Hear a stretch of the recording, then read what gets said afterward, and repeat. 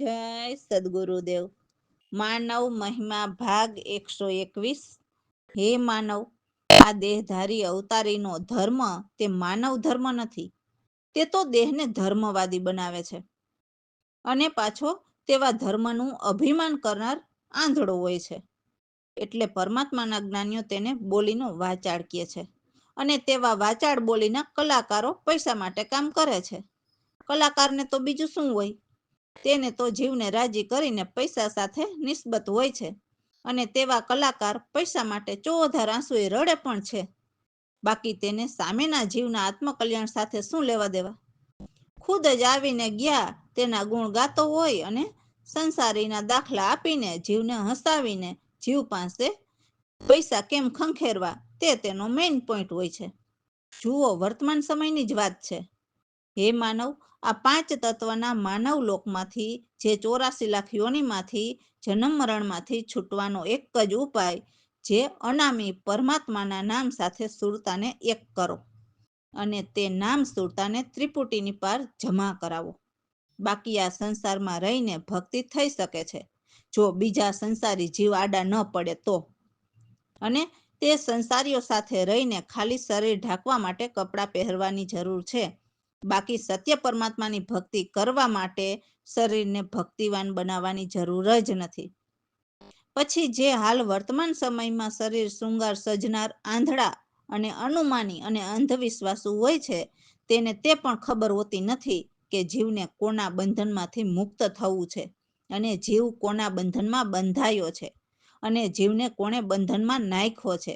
આવા બંધનમાં બાંધનારને નથી નિર્બંધની ઓળખાણ કે જેને કોઈ બંધન નથી. જેની વાતો દેવોના શાસ્ત્રો મુજબ કહે છે કે ગોતો. પણ હે માનવ, જે વસ્તુ જોઈ જ નથી તેને ગોતવા જવું તે પરમાત્માના જ્ઞાનીઓના મત નથી. મનન કરો. રામ ભરોસે.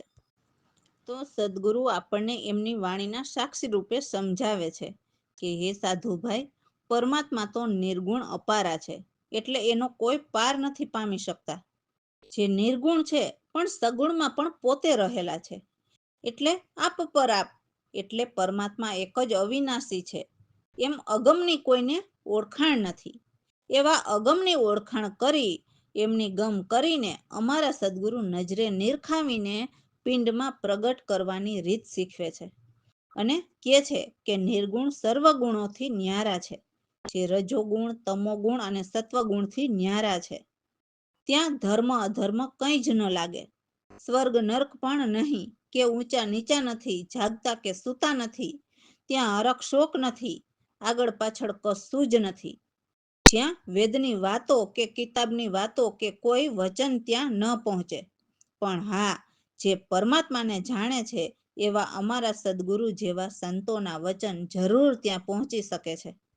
પણ સૌથી પહેલા તો પરમાત્માને ભજવાની સાચી રીત આવડતી હોય, સુરતાને ઉલટાવીને ગગનમાં ચડાવતા આવડતું હોય અને પછી સુરતાને પરમાત્મા સુધી પહોંચાડતા આવડતું હોય એવા સાધુ સંતોના વચન ત્યાં સુરતાથી પહોંચી શકે છે. બાકી ગમે તેટલા બરાડા પાડી પાડીને વાણી ગાવ, છતાં ત્યાં એક તાર નથી લાગતો.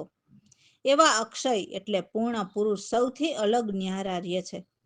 એવા સૂક્ષ્મ રૂપ અનામી અવિગત છે, જેમની વિગત કહી ન શકાય. એવા જ્યાં કોઈ બંધન નથી. એવા ચેતન સદા પરમ પ્રકાશી, નથી એમને કોઈને પકડેલા કે નથી છોડેલા. ત્યાં નથી જ્ઞાન કે અજ્ઞાન. એવા વિજ્ઞાની પરમાત્મા વિજ્ઞાન છે, જે જુદા કે પાસે નથી. તો સદગુરુ પ્રવીણરામ કહે છે કે તે જ્યાં છે ત્યાંના ત્યાં જ રહેલા છે. તો દાસલાલ સદગુરુ કૃપાથી કહે છે કે નિત્ય ચેતન અનુરાગ, એટલે એવા પરમ ગુરુજીના પ્રેમ અપાર છે. જય સદગુરુદેવ. સાધુભાઈ નિર્ગુણ બ્રહ્મ અપારા, આપ પર જાપ અવિનાશી, અગમ નિગમ કહે સાક સાધુભાઈ નિર્ગુણ બ્રહ્મ અપારા. નિર્ગુણ સહુ ગુણોથી ન્યારા, જ્યાં ધર્મય ધર્મ ન લાગે, સ્વર્ગ નર્ક ઊંચા નહીં નીચા, નહીં સુતા નહીં જાગતા સાધુભાઈ, નિર્ગુણ બ્રહ્મય મારા, નિર્ગુણ બ્રહ્મય પારા. ન રસ નહીં શોક ન વિયોગ, ન જોગી નહીં આગળ નહીં પાછળ, વેદ કિતાબ વચન ન પહોંચે, રેતા અક્ષય અલગ સાધુભાઈ, નિર્ગુણ બ્રહ્મય પારા. સૂક્ષ્મ રૂપય નામી અવિગત, નહીં બંધન નહીં ત્યાગ, સતા ચેતન પરમ પ્રકાશી, નહીં છેડા ન પકડ્યા સાધુભાઈ, નિર્ગુણ બ્રહ્મય પારા. નહીં કોઈ જ્ઞાન નહીં અજ્ઞાન, નહીં જુદા નહીં પાસ, પ્રવીણ રામ જ્યાં ના ત્યાં જ, દાસલાલ કહે નિત્ય ચેતન અનુરાગ સાધુભાઈ, નિર્ગુણ બ્રહ્મય પારા સાધુભાઈ, નિર્ગુણ બ્રહ્મય પારા. રામ ભરોસે. તો હે માનવ, એવા આપણા ઈશ્વરને પ્રેમ લગાડીને વળી દુનિયાથી શું શરમાવાનું હોય? આપણે તો આપણા જગત પિતા પરમાત્માને જ સાચો પ્રેમ કરવાનો હોય ને. અને જો દુનિયાના લોકોથી ડરતા રહેશો અને શરમાતા રહેશો તો જગત પિતાને ક્યારેય પણ પ્રેમ નહીં કરી શકો. અને જો પ્રેમ ભાવ નહીં હોય તો ક્યારેય પણ પરમાત્માને પામી નહીં શકાય. બે શક એટલે કોઈ પણ શક કર્યા વિના હે જીવ સમજી લેજો કે બુરા કર્મોથી નરનાર લજાણા છે, પણ પરમાત્માને પ્રેમ કરવાથી ક્યારેય નથી લજાણા. અને એવી ખોટી યાદમાં જીવ રોઈ રોઈને જન્મ બગાડે છે. પણ જો જીવ સારી શરમ છોડીને એવા ખોટા પ્રેમને વિસારે અને પરમાત્મા સાથે પ્રેમ જોડે તો એમાં વળી દુનિયાથી શું શરમાવું? હે માનવ, પ્રેમને ભજવામાં પણ જો કુળ લોકની લાજ બહુ રાખીશ તો એમાં પ્રભુ ભજન ક્યારે કરીશ? અને પ્રભુ ભજન કરવામાં વળી કુળ કે દુનિયાની શું શરમ રાખવાની હોય? હે માનવ, આમ જ શરમમાં ને શરમમાં અનેક જન્મો વીતી જાય છે. જો તને પ્રભુને ભજવામાં પણ દુનિયાની શરમ લાગતી હોય તો તું તારું જન્મ મરણ કેમ કરીને મટાડીશ? શું તું આમ જ 3 લોકમાં ભટકતો રહીશ? શું તારે તારું અસલ વતન નથી જોવું? શું તારે તારા સાચા પિતા જે પરમ પિતા પરમાત્મા છે એમને નથી મળવું? તો જો તું તારા પરમ પિતાને પ્રેમ નહીં કરે તો કદી પણ જન્મ મરણ નહીં મટે. એટલે હે જીવ, દુનિયાની શરમ છોડીને પ્રભુ સાથે પ્રીત કરી લે. તો પરમાત્મા સાથે કેવી રીતે પ્રીત કરવી એ સદગુરુ પ્રવીણરામના ભજનમાં દાસલાલ ડુઈબા અને ગુરુ વિરહથી પણ બહુ જ પ્રેમ ભાવ વધતા સદગુરુના જ્ઞાન સિંધુમાં ડુઈબા એટલે જ્ઞાન મેળવીને બહુ જ આગળ વધ્યા. એટલે સદગુરુનો વિરહ ભલે હોય પણ સદગુરુની કૃપા તો હંમેશા સાથે જ હોય છે. દાસલાલ કહે છે કે મારે તો મારા સદગુરુ પ્રવીણરામને પામવા છે, એટલે મારે તો મારા સદગુરુના જ્ઞાન હૃદયે ધરીને એમના ગુણ ગાવા છે. તો એમાં વળી મારે દુનિયાથી શું શરમાવાનું હોય? દુનિયાથી શું ડરવાના હોય? આપણે તો નજરે નિરખીને સત્ય સમજીને સત્યની ભક્તિ કરીને ઈશ્વર સાથે પ્રેમ કરવો છે, તો એમાં શેના ડર હોય? જગતને જે કેવું હોય તે કહે, પણ આપણે તો રામ ભજનની કમાણી કરવી છે ને. એમ ડરીને કે શરમાઈને રહેશું તો ઈશ્વર સાથે કેમ પ્રેમ કરી શકશું? સદગુરુ સમજાવે છે કે દુનિયાની શરમ અને ડર છોડીને હે જીવ તું ઈશ્વરને ભજી લે. જય સદગુરુદેવ. હે ઈશ્વરને પ્રેમ લગાવીને એમાં વળી દુનિયાથી શું શરમાવું? બેશક બુરા કર્મોથી નરનાર લજાણી, એની યાદમાં રોય રોય જીવ જન્મ બગાડે. જીવ શરમ છોડી વિસારે એમાં વળી દુનિયાથી શું શરમાવું? ઈશ્વરને પ્રેમ લગાવીને કુળ લોક લાજ બહુ રાખી, હરિભજન ક્યારે કરવું? હરી ભજવાય માવડી દુનિયાથી શું શરમાવું ઈશ્વરને પ્રેમ લગાવીને શરમમાં અનેક જન્મો જાય વીતી જન્મ મરણ ટાળવું એમાં વળી દુનિયાથી શું શરમાવું ઈશ્વરને પ્રેમ લગાવીને એમાં વળી દુનિયાથી શું શરમાવું પ્રવીણ રામના ભજનમાં દાસલાલ વિરહમાં સિંધુમાં ડૂબા પ્રવીણ રામને પામવા એમાં વળી દુનિયાથી શું શરમાવું ઈશ્વરને પ્રેમ લગાવીને એમાં વળી દુનિયાથી શું શરમાવું રામ ભરોસે તો હે માનવ, પરમાત્માને ભજવાની વિધિ સદગુરુ સમજાવે છે, તો એ જલ્દી સાંભળ. સદગુરુ કહે છે કે જે ઝૂલે છે એમનું તેજ અપાર છે, પરંતુ તે ક્યાં હિંડોળે ઝૂલે છે તે જાણવા માટે આપણે અનુભવ કરીએ તો આપણને એમનું તેજ કેટલું છે તે જાણવા મળે જ્યારે મોક્ષ દ્વાર ખુલે છે. એવા અપારા તેજ જેમના છે એ તો 5 તત્વ 3 ગુણ અને 8 કમળથી પાર સાજે છે. તો જે ખેંચે ખેલ તન સુરતા ત્યારે અપારાને જોઈ શકાય છે. તો જ્યારે સુરતા સાસરે ચાલે છે એટલે પરમાત્માના ઘરે જવા ઉલટ કરે છે ત્યારે 900 નાડીઓ જાગૃત થાય છે, એટલે નાડીઓ શુદ્ધ થતા આગળ વધાય છે. જ્યાં પશ્ચિમ દેશમાં 10મા સોહમ સાજતા દેખાય છે, જે બંક દિશામાં વિહાર કરે છે, તો તેને મળવા માટે સુરતા શબ્દનું ભજન 2 અંગો ચાલતા થાય છે. જે ઈંગલા અને પિંગલાથી આગળ વધતા અગમ અને નિગમ 2 માર્ગ દેખાય છે. જે માર્ગની કોઈને ખબર નથી એની ખબર એની ગમ કરીને ગગનમાં બંધ લગાવીને સુરતાથી આગળ વધાય છે. જ્યાં ઉનમુનિ અનહદ ઉપર જય જયકાર થાય છે, જ્યાં માનસરોવર અથાગ ભરેલા છે, જ્યાં 10મા સોહમ 9મા સોહમથી પણ પાર છે, જ્યાં ચારેય ચોક ચૂર નિર્ભય એટલે ત્યાં બધા જ ડર ચકચૂર થઈ જાય છે, એટલે દૂર થઈ જાય છે.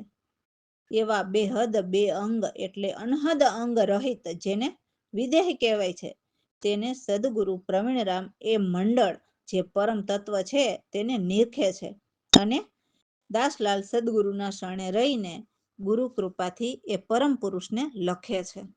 રામ ભરોસે. જય સતગુરુદેવ.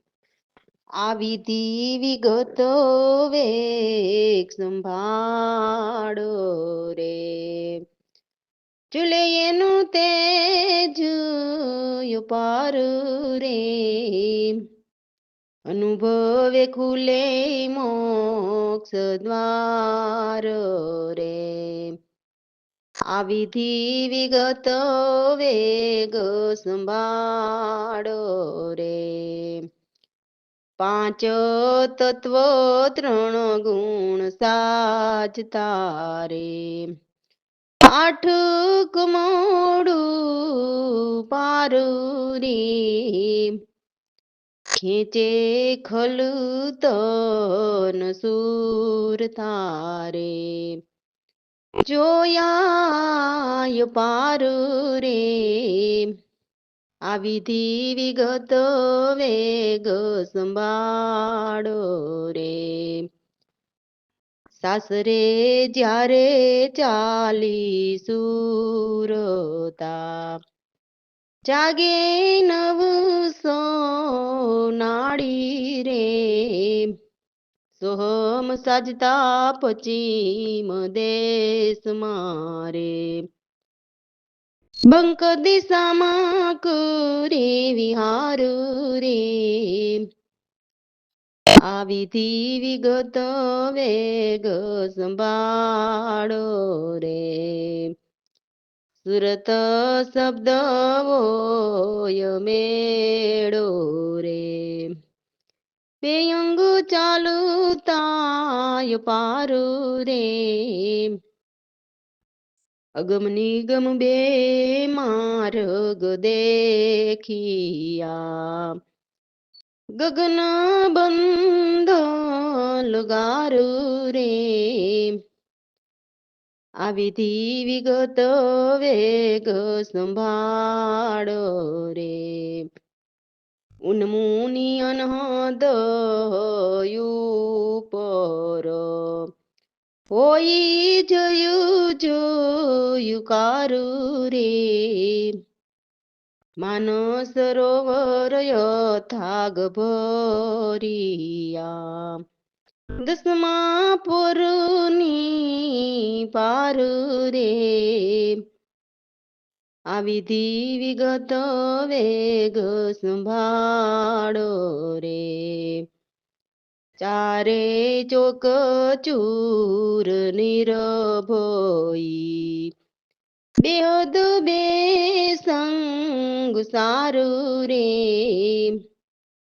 રમિરામ મંડળ નીરખે દસલાલ લખે પુરુષ યુચાર રે આ વિધિ વિગત વેગ સંભાળો રે ઝૂલે એનું તેજ પાર રે આ વિધિ વિગત વેગ સંભાળો રે રામ ભરોસે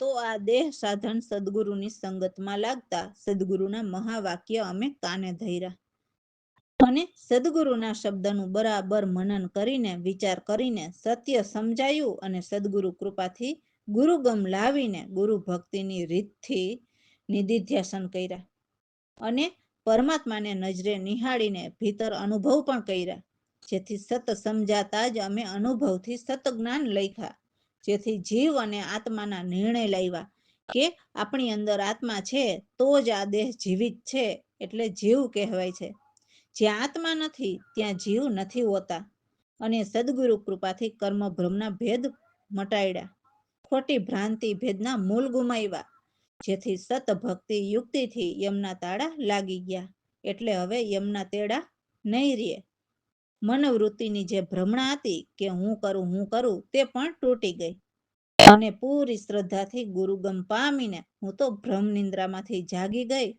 એટલે સુરતાની વાત છે કે સુરતાને સાચી દિશા મળી ગઈ જેથી સર્વ અવિદ્યા માયાની છાયા પણ ખૂટી જેથી હવે નિર્ભય પદ પામ્યા જ્યાં નથી સેવક કે નથી સ્વામીના કોઈ દૂત તો આ સારી યુક્તિ સદગુરુ પ્રવીણરામની દાસલાલમાં આવી સમાણી એટલે સદગુરુના જ્ઞાન દાસલાલના હૃદયમાં ઠહેરાઈ ગયા એટલે સદગુરુના જ્ઞાન નિશ્ચયથી જાણીએ તો એ સદા સુખ આપનારા છે જે કોઈ હાનિ લાભ હોય તે ઉઠાવીને એક અદ્વૈત પરમાત્મા જે આપણા નિજ ઘર છે એમાં સદાને માટે સૂતા એટલે પરમાત્મામય બની ગયા રામ ભરોસે જય સદગુરુ સાધન સંગત સદગુરુ પાયમાં મા વાક્ય કાને ધરિયા મનન કર્યા નિધિધ્યાસન કર્યા ગુરુ રીતિ ગુરુ ગમ લાવીને સત જ્ઞાન લૈખાય અનુભૂતા સાધન સંગત સદગુરુ પાયમાં જીવયાત્માના નિર્ણય લાવ્યા કરમ બ્રહ્મના ભેદ મટાડ્યા પ્રાંતિ ભેદના મૂળ ગુમાવ્યા સતભક્તિ યુક્તિથી લાય ગાય મતાડા સાધન સંગત સદગુરુ પાયમાં મન વૃત્તિની ભ્રાંતિ તૂટી શ્રદ્ધા ગુરુગમ પામી ઉઠી અવિદ્યા માયા છાયા ખોટી પદ પાયમાં નિર્ભય આવીને નહીં સેવક સ્વામીના દૂત સાધન સંગત સદગુરુ પાયમાં પ્રવીણ રામની યુક્તિ આવી દાસલાલ માયા વિસમાણી સાધન સંગત સદગુરુ પાયમાં પ્રવીણ રામ નિચય સુખદાયી સર્વની લાભ ઉઠાવીને નિજમય દ્વય સુતા સાધન સંગત સદગુરુ પાયમાં સાધન સંગત સદગુરુ પાયમાં રામ ભરોસે.